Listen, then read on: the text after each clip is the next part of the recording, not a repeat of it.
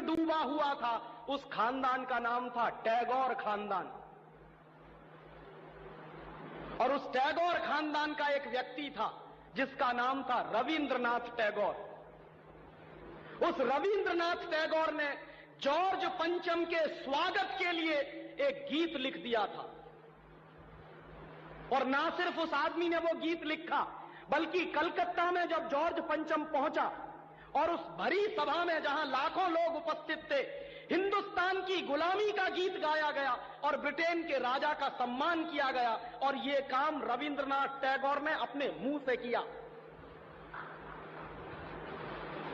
और वो गीत कौन सा था जो रविंद्रनाथ टैगोर ने इंग्लैंड के राजा की स्तुति का गान करते हुए लिखा था?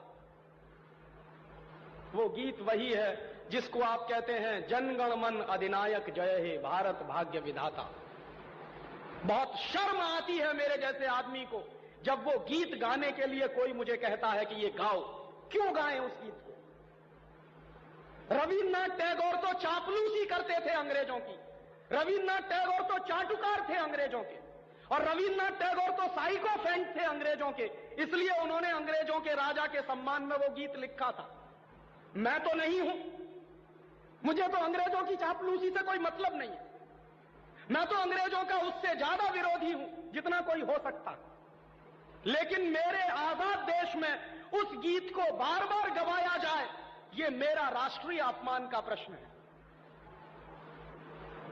और जिस गीत को अंग्रेजों के राजा जॉर्ज पंचम के स्वागत में गाया था रविन्द्रनाथ टैगोर ने, वही गीत 5 दिन पहले दिल्ली के एयरपोर्ट पर गाया गया महारानी के सम्मान में।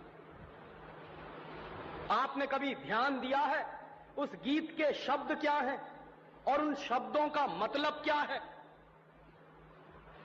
जनगण मन अधिनायक जय हे, हिंदुस्तान की जनता के मनों के अधिनायक तुम्हारी जय हो,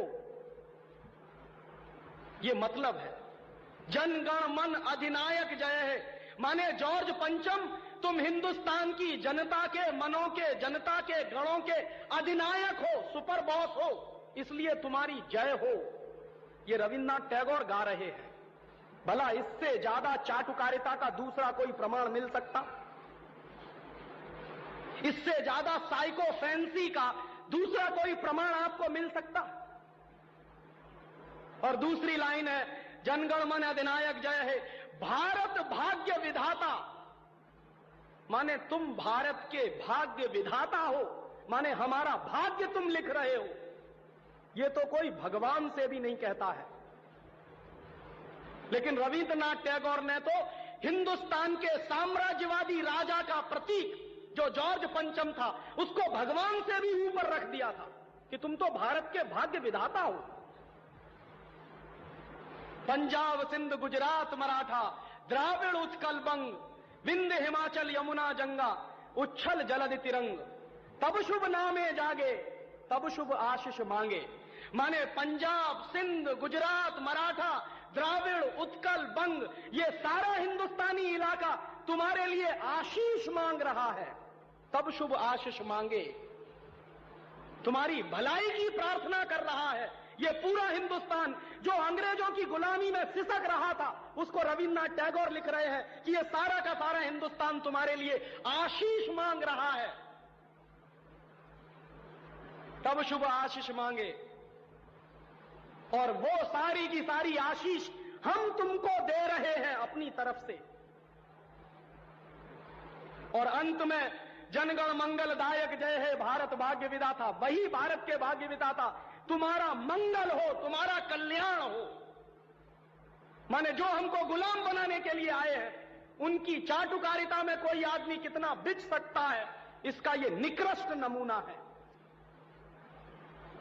और अंत में वो कह रहे हैं कि जय है जय है जय है, माने तुम्हारी ही जय है, तुम्हारी ही जय है, तुम्हारी ही जय है। ऐसा गुलामी का प्रतीक गीत ये गुलामी के दिनों में गाया गया एक ऐसे हिंदुस्तानी की तरफ से जिसको शायद आप बड़े श्रद्धा की नजर से देखते हैं। और ये गीत जब गा दिया था उन्होंने और चरणों में बिछ गए थे रविन्द्रनाथ टैगोर, तब अंग्रेजों ने उनको नोबेल प्राइज दिलवा दिया था पुरस्कार के रूप में।